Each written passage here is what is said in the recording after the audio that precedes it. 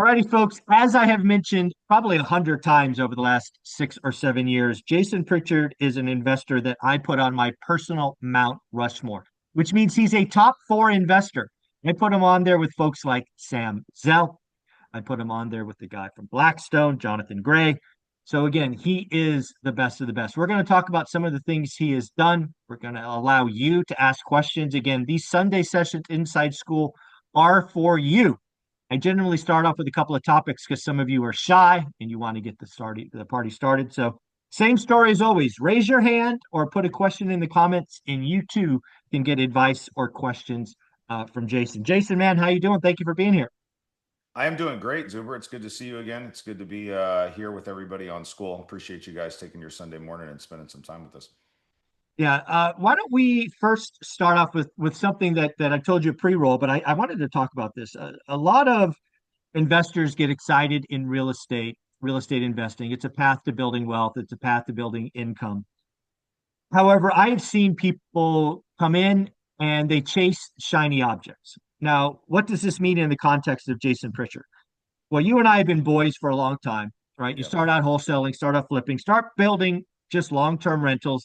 Then you do Airbnb. Then you go out. Actually, I think then you go out of state. Then you go Airbnb. Now you're doing land development. I mean, Jason, you're all over the board. What the hell? What are you doing?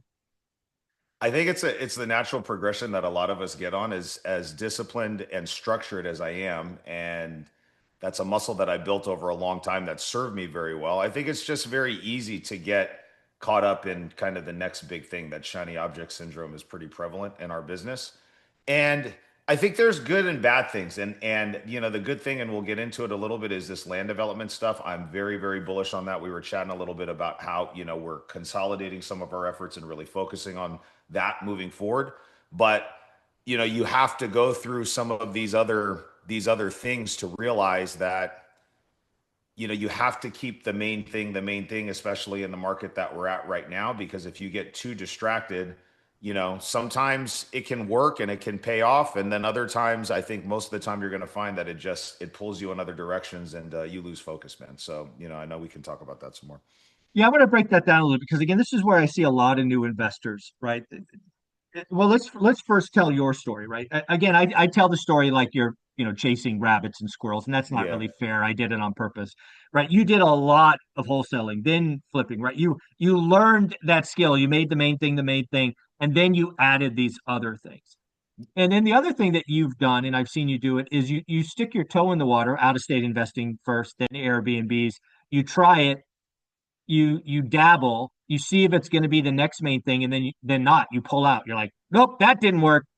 Going That's a backwards. really good point. And what I will say is one of my strong suits is when I know that it's time to move on, I am not afraid to pull the plug on something and just, we either chalk it up as a loss and a learning experience, or we book whatever win that we can from this, move on, and then we get back to business, dude. So I feel like uh progression and growth is about trying new things, man. You know what I'm saying? And so I don't want this to be painted with the brush that, like, guys, we have to, like, all just stay in the same lane for the rest of our lives and never grow, because I don't think that that's the right answer too, because I'm big on progression, evolution, and growing, and you're never going to figure out what the next big thing could be for you if you don't take a chance on something. But I also know when it's time to move on. And we were talking about some of the changes. I'm not going to talk about it, like, go in depth now, but like some of these big changes that we've had with things that I've been doing for a really long time, when it's time to, you know, look at something new, I'm not afraid to pivot and transition. And I've had to do it multiple times in my business. Like when I was an agent and we grew the team, and we've talked about that too. At one point we had 7 agents working for me. I thought that our business model was going to be growing a team at a brokerage. I spent 4 years building out a team and doing all of that stuff. And, we had to pivot away and come back to our basics with investing. And I've gone through that evolution multiple times. And so the advice that I would give you guys is, if you are going to do something, be focused, be committed, go in and give it a try. But if you feel it pulling yourself away and it doesn't feel like it's in alignment with, like, the long-term future and goals, you can't just hang on to it because, you've made an investment in, like with me, with out of state stuff. I sold all of my out of state stuff last year, like all of it, we've sold it. So it's just, you got to figure out when it's time to move on. Yeah, I mean, same thing with Airbnb, right? You were building a decent Airbnb business. You had a couple of winners and one dog, and you're like, dude, it's distracting. It's different than everything else we're doing, and it's just not worth the return. And you sold all those, or I don't know if you sold them, but you pivoted those to other things as well, correct? Yeah, yeah, we sold one. We turned one back into a long-term rental because we've got lots of those infrastructure to do that, the team to do that, and we're waiting for one midterm tenant to move out. We got a big insurance claim payout on one, and then when that one's done, we're going to sell that one. So it's Yeah. again, that's a perfect example of a business overall that was profitable for us, but it wasn't scalable. And I think you've got to look at a couple different things because I've got into some of these kind of shiny objects where they were complete losers. And those sometimes, guys, those are the easier ones to pull the Yeah. plug on because it's like, shit, if I'm losing money, like there's no point in me being here. So that one's easy. But the Airbnb thing, that's an example of, hey, like this, that wasn't as easy to do because that was profitable. It was throwing cash flow off.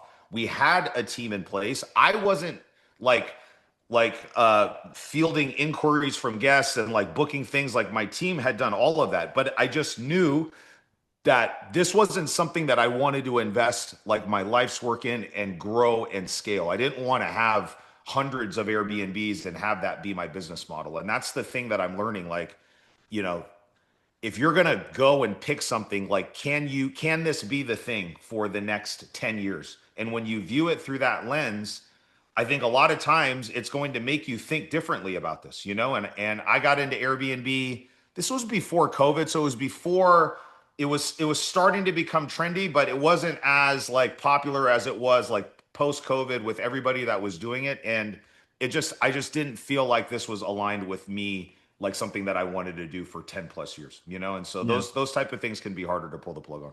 Yeah, folks, if you are listening to this or watching this on a replay, I am aware that my sound is not perfect. My microphone took a crap this morning, so I'm doing this off the computer mic. I will fix that later this afternoon.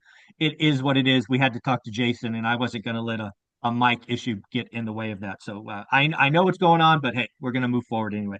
The next thing, Jason, I want to talk about that I think you could really help the average investors on are off-market deals, but more specifically, instead of the marketing and the mailers and all of that, the infrastructure we've talked about, I'm going to go back down to getting belly to belly and talking to sellers, right? Yep. That is, door knocking and talking to a human being. I think that is something that a lot of people look at going, that scares the bejesus out of me.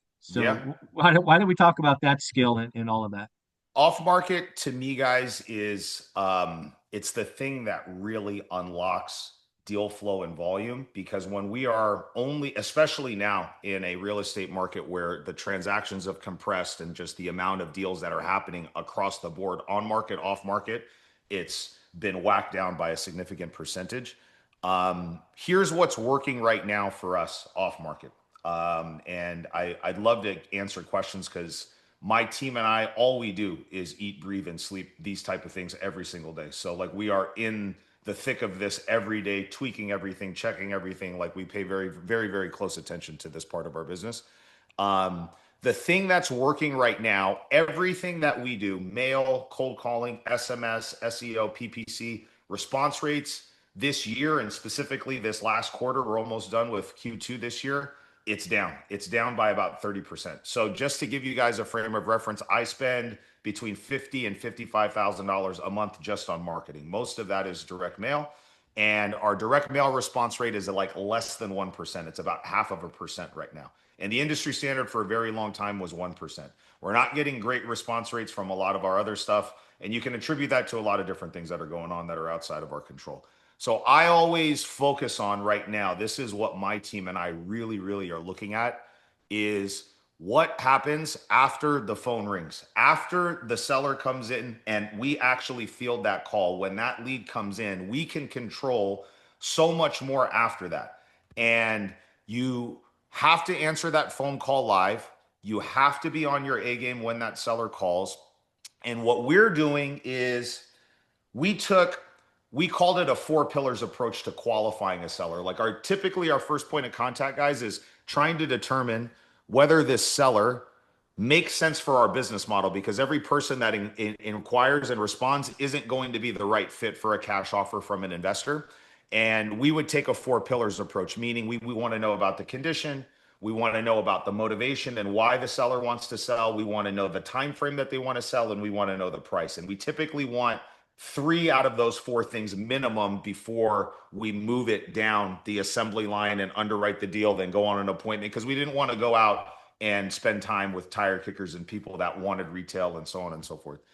Now we are qualifying for motivation, and that's it. So, do you want to sell? Are you raising your hand and you want to sell? Jason and his team want to work with you one way or another. And so, we are really, really pushing on getting out and going on appointments more, and really leaning into the fact that when we get our very best people out in the living room with the seller, shaking their hand, talking to them, really uncovering the motivation behind why they want to sell, we're seeing our conversion rates go way up there. So if anybody on here is doing direct to seller and you're struggling with lead flow, which most of the people across the country are, I spend lots of time and money being around people that are doing this at the highest level. Everybody's experiencing this across the board. I would encourage you to not overqualify the people as they come in, and really make an attempt to get out there, talk to the sellers, get out to the property, go on the appointment, and shoot your shot when you get out there. So that's what's working for us, number one. Number two, you have to just be relentless with your follow-up. I see this with a lot of really new investors is, they talk to the seller once, they make an offer, seller is not ready to go. They ask one or two more times, and then they move on to the next new opportunity that's in the system. And then 3-6 months later, they look and they see that Jason's team bought the deal for the same price that they would have been willing to pay, or even a number that's lower. And we had a big discussion with my team about this last week. Most of the deals that we are going to do are the ones that we've already gone out on the appointment and talked with the seller. Those are the sellers that are most likely to convert. And so I think a lot of us miss opportunities when we are constantly in the cycle of chasing that next new lead. So, there's lots of different ways that we can, lots of different directions we can take this conversation, but those are the things that are really working right now, really focusing on controlling everything that you can control after the lead comes in, and being relentless with the amount of follow-up that you're doing. Well, I want to hit follow up one more time because again, I keep preaching, I keep talking about on the daily financial news and different millionaire conversations. I have never to date gotten one of my disrespectful offers accepted the first time. Yeah. It's always on the, third, fourth, fifth, sometimes ninth. So what's the average time, connections per contract? What are some of the longest ones? Sometimes the best deals you ever do are somebody you talked to a year ago. Just give Yeah, some it is. examples to encourage follow-up. I would just say what we're seeing is we need to have usually somewhere between 8 to 12 touches before the lead converts. So after that lead comes in, there is usually somewhere around that 8 to 12 number. So a touch can be anything. It can be us calling, us texting, having a conversation, some type of interaction where we're actually reaching out to try to engage the seller. And we track all of this stuff really, really closely, guys. And so I would really, really encourage you to say like, hey, if we talk to the seller, they express some interest, but they've ghosted me the last 2 or 3 times. You just need to be continuous with that follow up and stay on top of them. And this applies to agents too. So even if you guys aren't doing like direct to seller and you guys are going on market and you're talking to agents, lots of times real estate people inherently sometimes are just lazy, guys. And it's a lot of times it's the squeaky wheel. It's you being that one that is kind of bordering like, man, am I being a little pest? Like, am I pesting or by being a pest? Am I pushing a little bit too hard? If you're new and you've never done this before, it is going to feel like you're pushing too hard. And that's just naturally what it is. You just have to kind of get over that and realize that it's the people that really, really have that persistence and that stick-to-itiveness is the ones that usually are going to find success. And you got to apply that towards any type of deal that you're doing, whether you're going through an agent or a broker or you're working with the seller directly. No, I love that. It's really funny you talk about off-market opportunities because Thatch Nguyen was with the school community on Friday, and he's obviously a great story going from a homeless shelter to a hundred I million love dollar net. Thatch. I Yeah, love Thatch him. is Yep. amazing.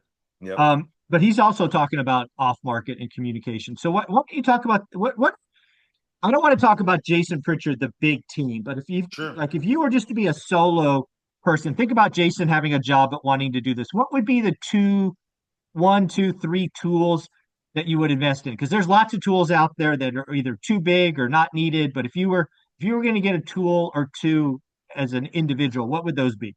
So there's a couple. I usually break this up into two different buckets. Okay. So if you're new, you're like solopreneur and you're just wearing every single hat in your business, there are ways to source off-market deals that require a lot of your time and less money.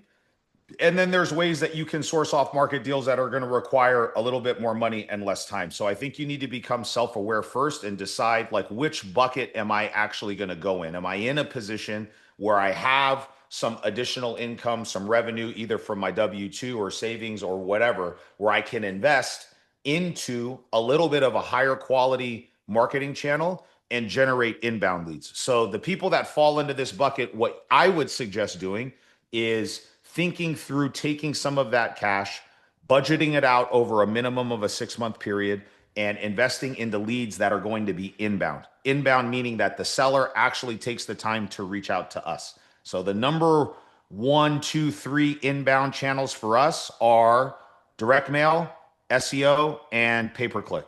And pay per lead too is probably the fourth, pay per click and pay per lead. Okay, so I'm just going to give you a quick breakdown of those things. I love mail. Mail has been tried and true. Mail is the staple. Mail is one of the lower maintenance type of inbound marketing channels. You find your list, you export it, you upload it to a mail provider, and then leads will come in. Okay. SEO is something that's going to take some time. So if you are planning on building this business out for the long haul, you can go to Carrot or GoDaddy or something and just get a simple landing page.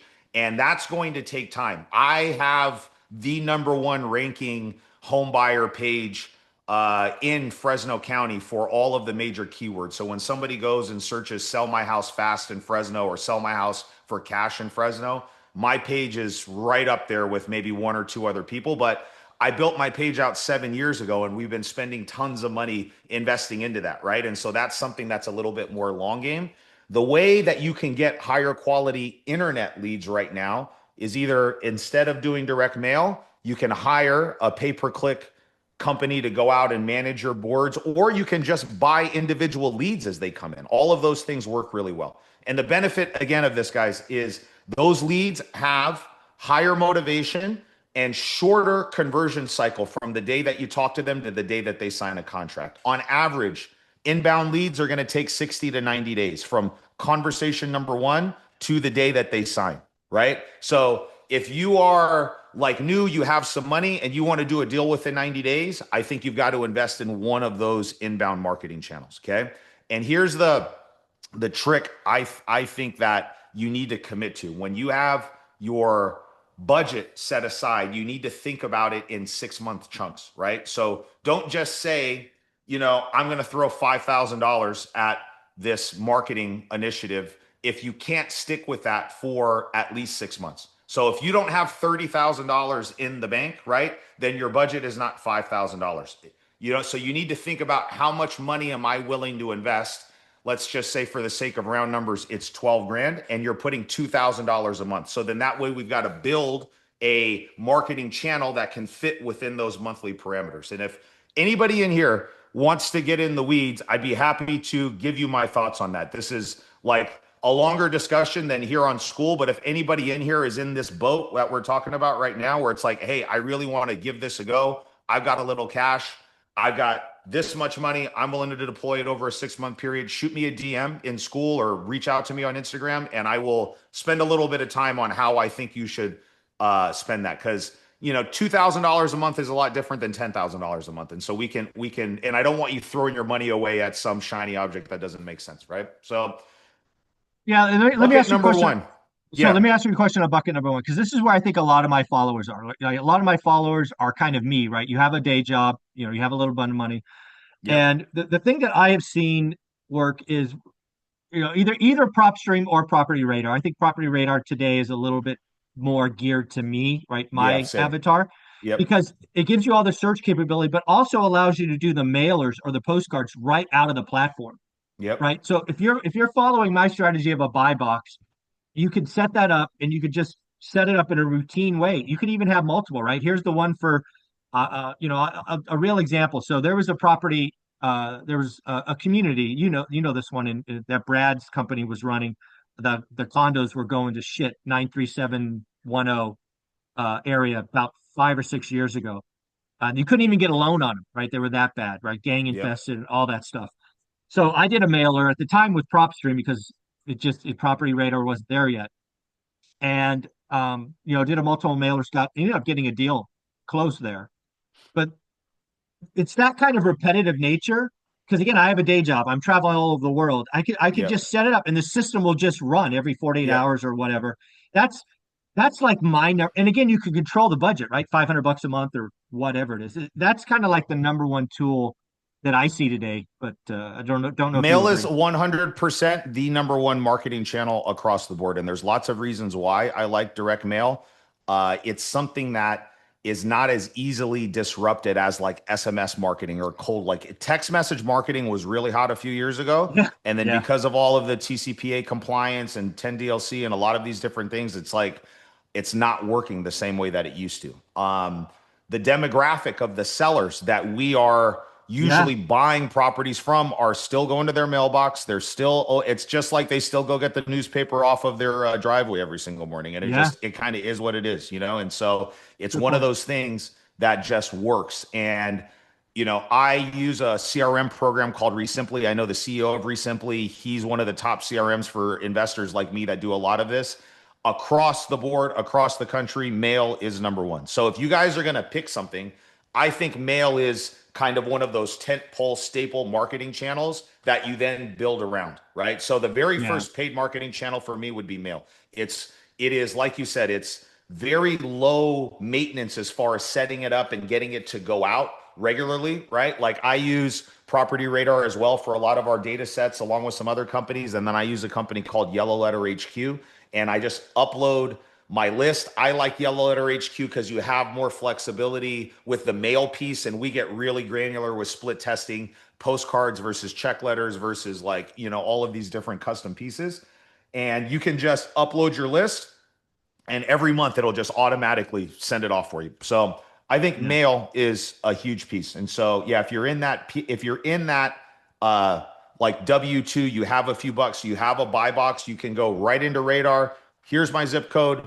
I want this age home, this size to this size, this length of ownership. I mean, we can get really, really granular. One of these days, honestly, what we should do is like list building on Radar. I can go in and give you like some really cool niche lists that work really well for smaller budgets. The downside to mail, guys, is it costs a lot. It just that's what it is. It's expensive and you're going to be 75, 80 cents a piece for like some of the pieces that really convert the best, like the check letters. mhm, And that means for every 10,000 records that you're going to send out, it's going to cost you, 7,500 bucks. And you need to be, and if you want to do a couple deals a month, you have to be around that 10,000 record mark. And so it doesn't mean that you can't convert these smaller niche lists like 500 or 1,000, but your phone is not going to blow up when you're sending smaller pieces like that, yeah. smaller chunks of mail. Well, folks, let me know in the comments if you're watching this on replay, you want Jason and I to set up that session.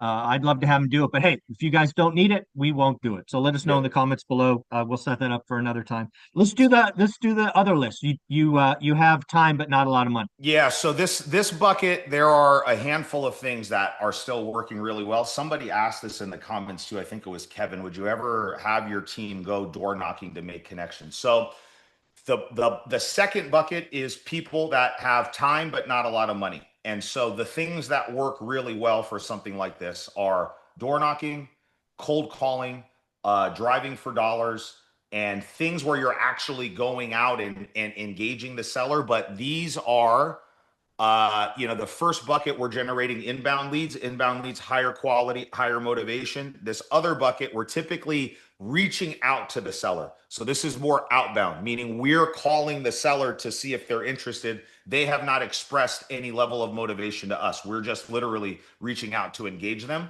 And the problem with those leads is they take a longer time to convert. Outbound leads in our industry are a 6 to 9 month conversion cycle, where what we said inbound is 60 to 90 days, right? So if you're going to be in this second category, guys, okay, it's very important to understand that on average, you're looking at 6 to 9 months sometimes before that deal comes in. Now, does that mean that you can't get lucky? Does that mean that you can't call the person at the right time and get a deal in your first few months? No, I'm not saying that. But if you're going down this road, you need to just know and understand that you may work for 6 months before you get anybody to sign a contract. And that's just the way that it is. And the goal would be to get the revenue from this first deal that you do, redeploy as much of you can of that money as you can into paid marketing to get to your next deal in a little bit shorter of a time frame. Okay. So here's that kind of the hack that works really well, where you can get in front of highly motivated sellers without having to spend a bunch of money. In Property Radar, what we do is they have in their investor that, like, they have these quick data sets that you can pull. So when you go to list building, you can click on this thing called investor lists, and they've got these preset filters for all of the really hot lists that investors like to do. And one of them is the new notice of trustee sales. So these are new sellers in your market that have a notice of trustee sale. So when you're dealing with foreclosures, I'm just going to use California as an example. This can vary based on the state that you're at. But in California, typically there's two different stages, guys, that you have, right? There's a notice of default, and then there's a notice of trustee sale.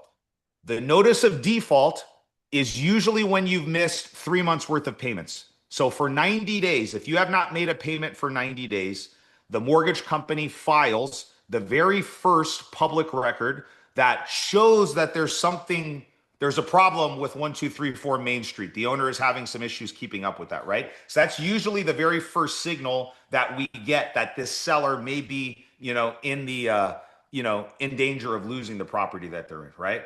And so after another 3 months, 6 months total, if you haven't made any payments, they're going to send what's called a notice of trustee sale. So they'll basically say, hey, Jason, you haven't made a payment in 6 months. We've called, we've sent you letters, we've offered you loan modifications and these different things.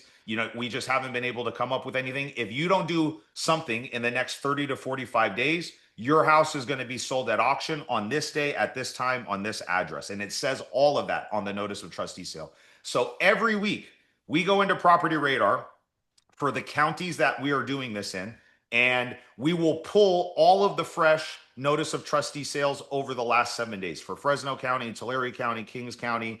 And we would have somebody go and just door knock them. And there isn't a ton of these, guys. Like in Fresno County, some weeks there's none. Other weeks there's 3, 4, 5. You know what I mean? The list will build over time. So it's not like you're going to have 100 houses to go door knock.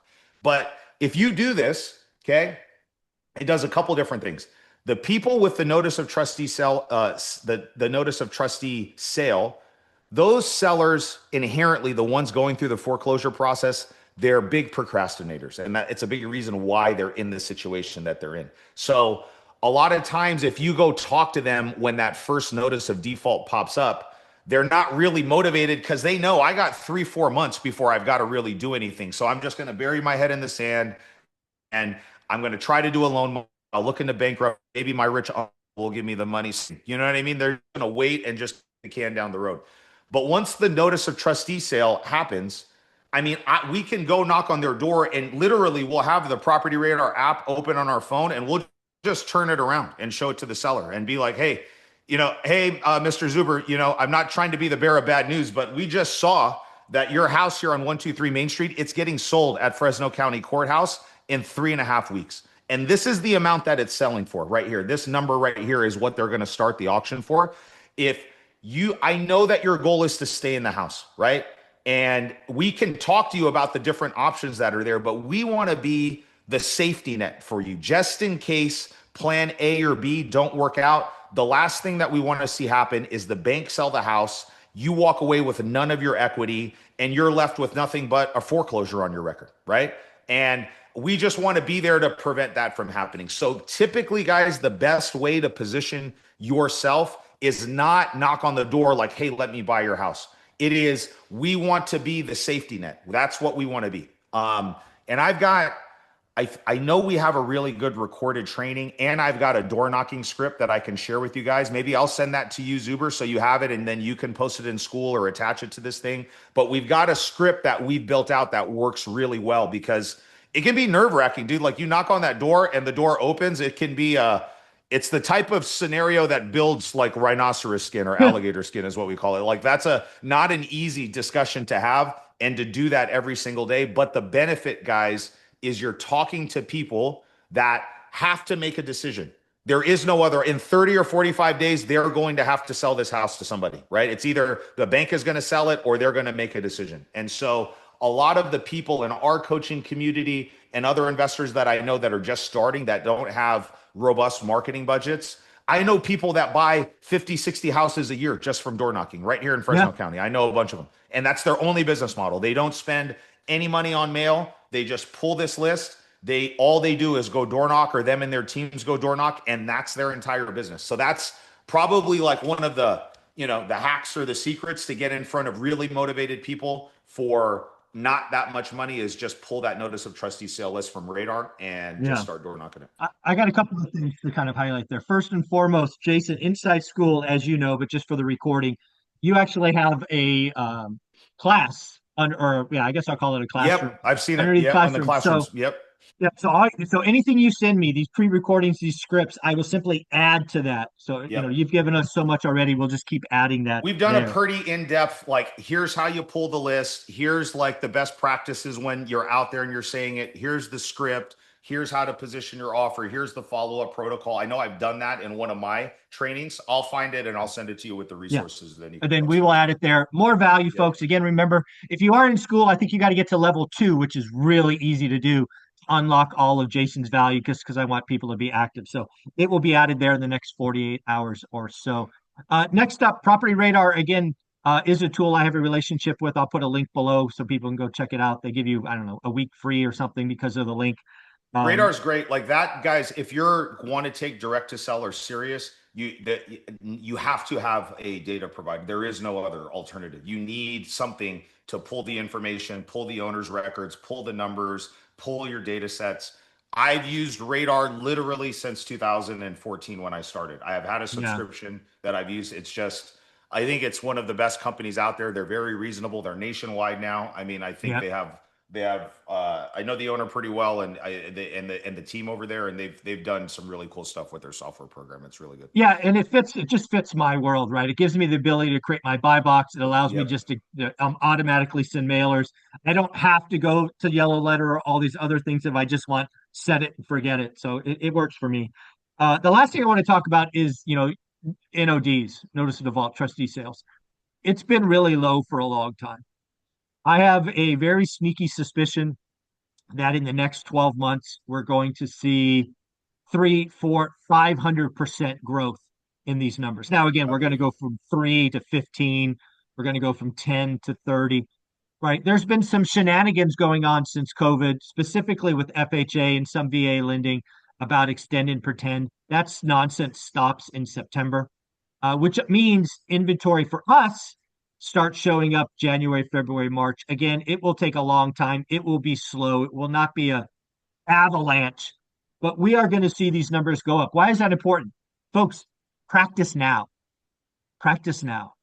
And figure out what works, get it dialed in. Let me give So you some context, and this is just what we're seeing, boots on the ground. yep.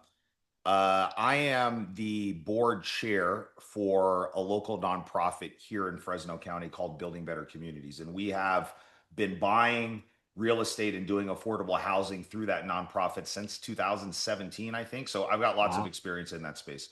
And our nonprofit has early access to a lot of bank-owned REO HUD houses. There's all these special programs, right? That allow us to buy properties. Here's what we've seen, to speak to what you're saying.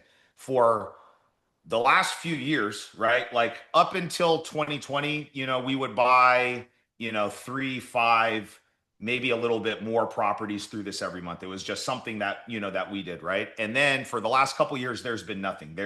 There's no inventory coming through. There is no alerts on any properties. It's just been dry.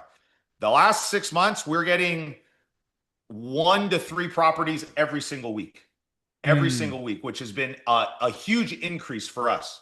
And yesterday was the first day that we bought. Like yesterday, I actually went out to a property that was bank owned. And the way that it works for us is we have this portal that we log into. We get an email that says, hey, your organization has early access to 123 Main Street. We say, yes, we're interested. And then we will request an offer. And the bank will literally send us, here's what we want. Otherwise, we're going to go sell it at auction, right? And for years, the pricing for what made sense versus what the bank wanted, the variance was just crazy. The numbers didn't work. And yesterday was one of the first times in a year that we bought a property through there yesterday because the number actually came in at a price. And so, to your point, we've seen an increase in the amount of opportunities that have come through. And I've also noticed because we request pricing on everything, we've seen the pricing and the bank expectations starting to come back down to reality. And so I do agree with you.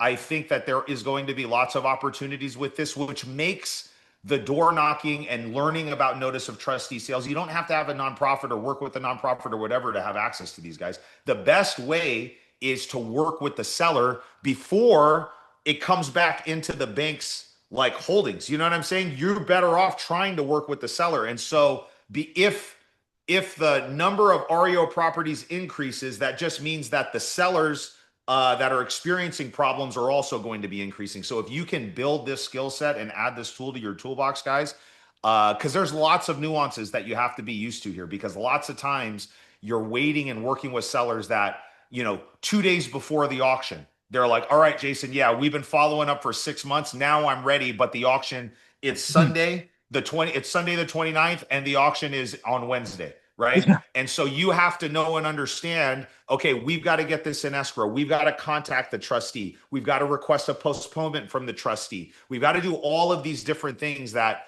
are not the same kind of scenario as you're dealing with just like somebody selling a rental with a tenant that's not there. So I really encourage you guys to watch that training that I'll send over to Zuber because we get into some of that stuff that's a little bit in the weeds. And then if you find yourself in a scenario, which would be the best problem to have, like, hey, I went and knocked on a door and the seller's there, reach out to me and I can walk you through what you need to do because all the information to contact the trustee is in the property radar. We buy properties like this all the time, so I can kind of navigate you through that process because it's a little bit more tricky than just a regular sale. Oh, Jason, you add so much value. Thank you, man. We got a question from the group. Again, folks, don't forget you can raise your hand, put comments. I'm looking through these to get you some questions. We've answered a couple already, but here's one. Jason, I really consider your team today to be an equivalent to SEAL Team Six, right? You've got the best of the best. You've mentored these people. They've started, from nothing, and they are the best of the best in California, in my opinion. But how'd you do it? A lot of time and patience and effort, guys. I mean, I wish there was some kind of like secret or Magic. shortcut, but like, yeah, I mean, there just isn't. So I'm going to give you a couple different things in regards to team building. Like, I spent a lot of time developing, especially the people that are on my leadership team now. I mean, some of these relationships, I think you've had Scott on your thing Mhm. before. I mean, Scott was an intern with me that started 8 years ago. You know what I mean? And so now, you're talking about 8 years of training and development and working with somebody side by side and pouring into them and really kind of growing them. So some of this stuff is going to be like long game. The things that you can do now is I made some mistakes early on because a lot of us, I think we can just use that grind muscle and just through sheer hustle at the beginning we can find success, if that makes sense to everybody. And that's how I was just really gritty. I've always worked really hard, and I was just like, give me more work and let me just take on more stuff, and you can kind of will your way there at the beginning. Eventually you're just going to run out of bandwidth and you're not going to have the capacity to do everything. And so if I could look back again when it comes to team building, here's kind of how I would have done things a little bit differently. I would have, first of all, like identified the strength and what I'm really good at. So for me, that was sales and acquisitions. Okay. So I first hire I'm going to make is get the kind of the administrative, the operational, the financial tasks, like the things that are $20 an hour work that I can hire a VA or bring a personal assistant in. I want to get that off my plate so I can just crush at acquisitions, right? And I actually did that. I hired first a virtual assistant, then I brought a personal assistant to help me with operations and like the construction management and project management.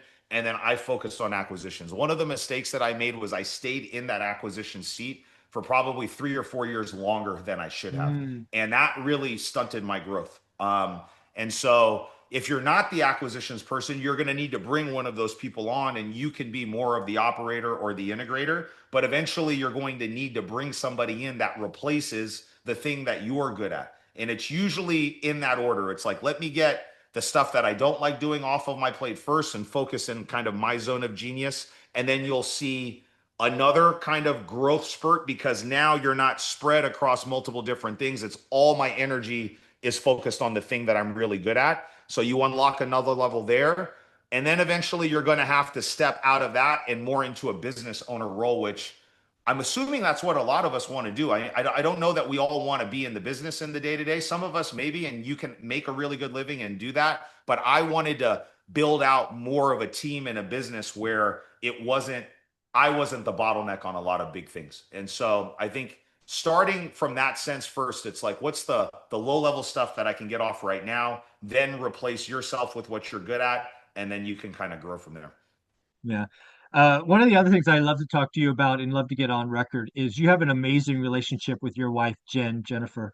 And she's been your ride or die since the very beginning. You've asked her to, some people might perceive take crazy risks, right? Jump out of the W-2, give this thing a Yeah. shot for a year. You know, just talk about how important it is to have that supportive spouse, partner. How do you stay on the same page? Because again, you're going 100 miles an hour, and how do you keep her on board? And talk about some of that. Man, what's worked really well for me recently is not worrying about being right, which is kind of more in the personal thing than anything else. But it's like when I try to be right with Jen all the time, I typically it ends up and even when I know that I'm right, it still doesn't work out the way that I thought it was going to work out. So now I just stop trying to be right. So that's just life advice, I guess. From a business standpoint, um, I think if you are like me, the visionary and the dreamer, right? And you're lucky enough to have somebody that's a partner or a spouse that is supportive, or even if they're not supportive, frankly. The most important thing that you guys can do at the beginning, the visionaries that are on this call or the dreamers that are on this call, is provide proof of concept. That's Hmm. the biggest thing. You cannot, and I used to be guilty of this where I would talk a really big game about, oh man, I'm going to do this or I'm going to do that. And then there was never any follow through.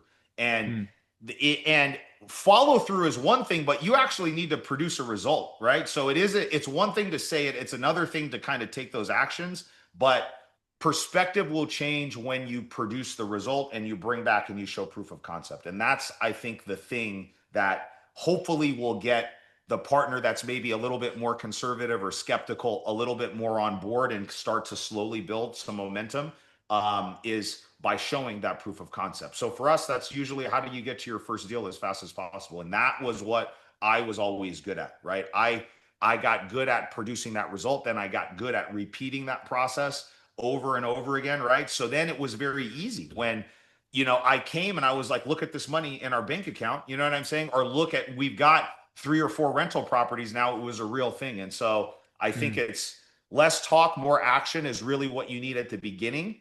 And then hopefully at that point that they can get on board and then go from there. But open and honest communication, always, you've got to, if you're somebody like me that can get obsessive and really just like pour everything into the business, you've also got to find time to pour things into the marriage and into the family, because the partner or your co-pilot in this thing is probably not going to love real estate the way that you do. And you can't expect them to love it like you do. For a lot of times I was like, well, what, isn't this cool? Like all this stuff that we're doing. And I think she was like, yeah, it's cool, but she doesn't love it like how I love it. You know what I mean? And so you got to be okay with that. And you have to know and understand that, you know, that the part, your spouse's job is not to necessarily be involved in the day-to-day business. For a very long time I wanted Jennifer like working with me, and what I really wanted her was just to have a baseline understanding of like what's going on. So God forbid if something happened to me, like she was smart enough to know how to unwind everything and do anything. But I also, after working together with her, I was like, I don't know if I really want to work with you like day to day, right? Like I think I just needed you to know and understand like what our vision was, what our future was, have a sense of responsibility around those things. And I think that's evolved a lot for us too, dude. So this is a whole nother, I mean, thing. I could just go on and on about different things that Well, I've yeah, learned over the years. the other thing I think that you do again, because when you're in this, you're the visionary, and we're just obsessive, as you've said. You can go seemingly a lot longer than seems reasonable. What you Yeah. do now is you take time once a quarter, once every 6 months to just unplug and frankly make it about Jennifer, right? Yes. You go Correct. travel, you do something. So just talk about how important that is to give them you, right? Not to be Yep. always on the And phone. you've got to be intentional. One of the things that has been helpful for me, and I'm still trying to be better about this, but um, is really just being intentional about the things that that person loves and cares about that aren't real estate related. So like it's getting out in nature, hiking, doing those type of things. Jennifer is into all of that, right? Yep, And I am not, frankly, like I was never, I like it and I enjoy it now, but it wasn't like prior to doing all of this stuff, it wouldn't have been the first thing that I would have decided to do, right? right. And now I take joy in both the experience in doing it because it's like this is cool, it is a new experience and I've learned a lot, but I take a lot of joy in just having that time with her, seeing her happy in her element. And I know she does the same thing with me with real estate. You know what I'm saying? And so Yeah. when she sees me doing my thing, she knows that I'm there like living my life's work, right? And so we have to figure out like what that is for our spouse too and reciprocate the same way that we take our wives to the conferences and the travels and all of those things and we want them to be locked in when they express like, hey, here's a thing that's important to me. We have to reciprocate and show the same level of attention that they do when we want them to be into the real estate thing. And that, has also, I think, been beneficial for us. Awesome. Awesome. We'll go to a question from Jim as we start to wind this down. We got 10 minutes Yeah. left or so. Jason, do you have a Burr process you could share? I'm creating my own, but it's helpful to see what others are doing to tweak. What would you call your Burr We've done process? lots of bird, Jim. I mean, that's been how we built basically our entire long-term rental portfolio. All the assets that we've hold on, we've built off of a birthing. So the 30,000 foot view is, and you've heard me say this before, Jim, but I'm going to say it again just for everybody that's on there. You first need to build a business that generates consistent deal flow. That's, in my opinion, the prerequisite, right? So you need to have some type of something that's going on, whether it's relationships with agents and wholesalers, brokers, direct to seller marketing, or all of the above, where you have deals constantly coming in, right? So step one is that. Step two is, okay, we have this visualize an assembly line. You have this assembly line built, and there's these deals that come across the assembly line at the beginning, like, the model was we're going to sell for every four houses that come, we're going to sell three or wholesale three or fix and flip three, and we're going to keep one. Because Burr, even though if you do it right and you're able to own the property without like having money tied into the property and it still cash flows even with rates the way that they are now, you still need a steady like flow of inbound money coming in to offset all the things that are going to come up with doing that. So I don't personally believe that the right strategy is only Burr without some type of vehicle that's spitting off cash. Now, I'm all in on real estate, so I can spend all day building out the arm that generates the deals and the team that does this. For some of you guys, it's the W-2 is the thing that spits off the cash. For some of you, it's a contractor or construction business. You just need something that spits cash off along with the thing where the assets are going to come in. Okay. So for every four deals that come in, three we're going to sell, one we're going to keep. The basic math that I would do, all right, in order to like make sure that this worked as a Burr was we needed to be able to buy, rehab, refinance all of the costs that are associated with doing a Burr, right? We needed to be all in on that project for less than 70% of what the ARV is, right? And ideally, we want to be lower than that because we want to have a little bit of cushion in case the appraisal comes in lower or whatever, right? A lot of the lenders right now, if you're going full leverage, like 75, some of them are doing 80%, you're going to pay for the cost of doing that. Your rate is going to be higher, the points, the fees, and all that stuff is going to be higher. So the higher leverage you go, the more expensive it gets. So the lower you can keep your basis into the property, the better cash flow that you're going to get, and the cheaper the lending is going to be on this thing, right? So I want to be all in for 70%. And the reason why I want to buy, rehab, rent, and refinance for less than 70% is so then that way I don't leave any money stuck in the property, right? And that's essentially it. And we have to make sure that we can cash flow. So per door, I'd like to see $200 to $300 in cash flow after everything. Principal, interest, taxes, insurance, management, maintenance, expense, everything. You should have a couple $100, not just, PITI, account for everything, guys. Okay. And so if you can find that in this market, you're doing pretty damn good, dude. And so it's not, a lot of that is going to depend on, the average purchase price that you're at based on the market that you're in. Rates, obviously, rents are going to affect all of those things.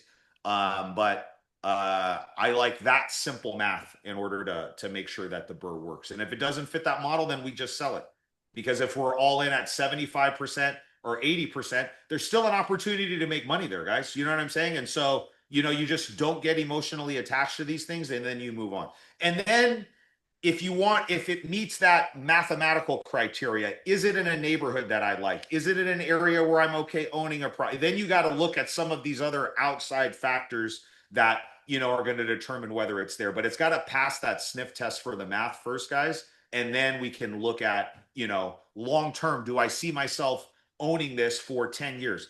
And if not, that's okay. But this is going to be maybe of like a slower burn. And we've done that with some of our rentals where, we bought it, it just didn't make sense to own it for 5 or 10 years. And so we exited 2 or 3 years down the road. We got some appreciation. We got some other things. And so, that works really well too. You've done this, I know, Zuber, too, where you just kind of cycle through your portfolio sometimes and you thin the herd out a little bit. And, we do that every single year. We identify a few properties every single year where just, this doesn't make sense. We've got a lot of trapped equity here. The cash flow didn't work out the way that we thought it was going to.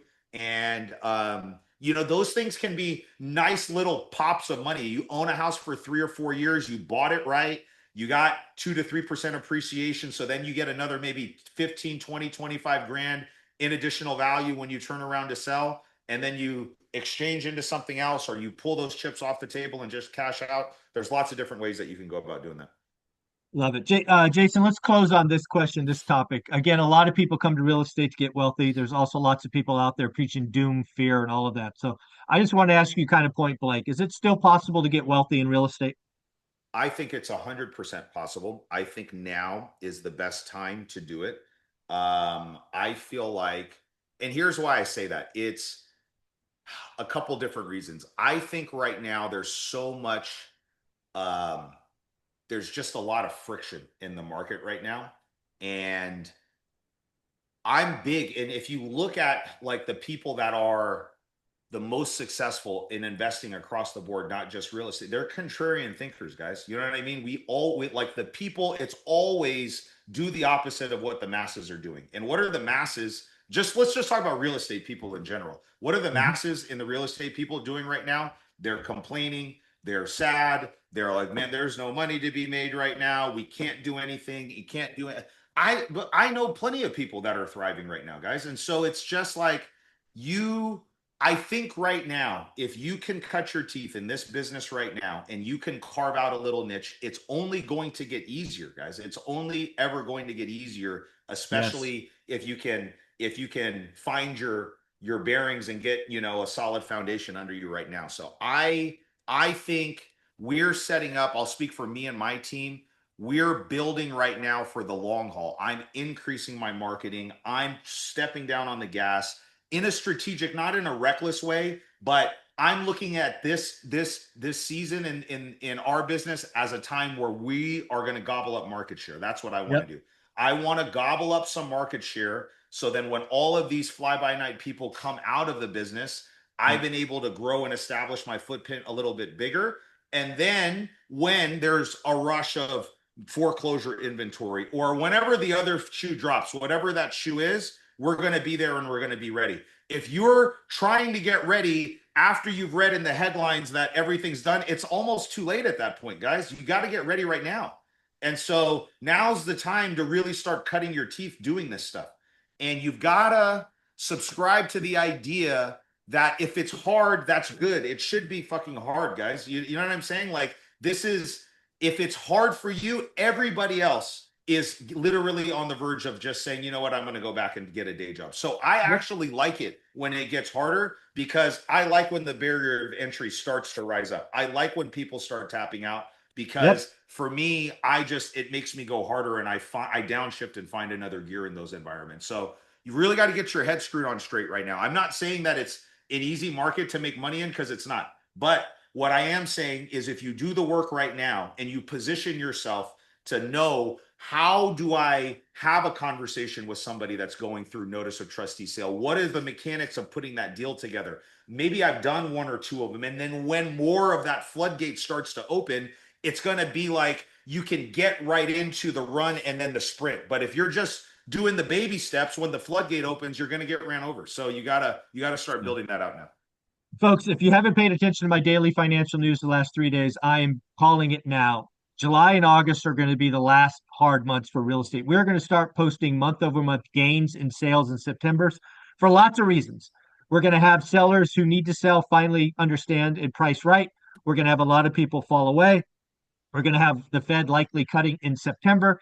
Yep. It's time to get right. It's time to do the work now. Again, don't believe the headlines. I've been telling you for quite a while, buyer's market, disrespectful offers, money's in the follow-up. Jason Pritchard is a living, breathing example of this. He is a top 4 investor in my mind across the country. Jason, thank you for being here. Thank you for all those extra goodies you're going to send over. I will add them to your classroom. You're the best, guys. Take care. Later. Bye, guys.